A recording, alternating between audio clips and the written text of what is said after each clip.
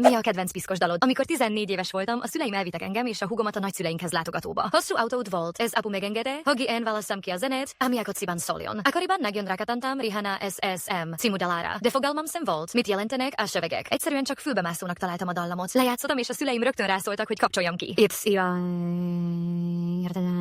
Értetlenül álltam a dolog előtt.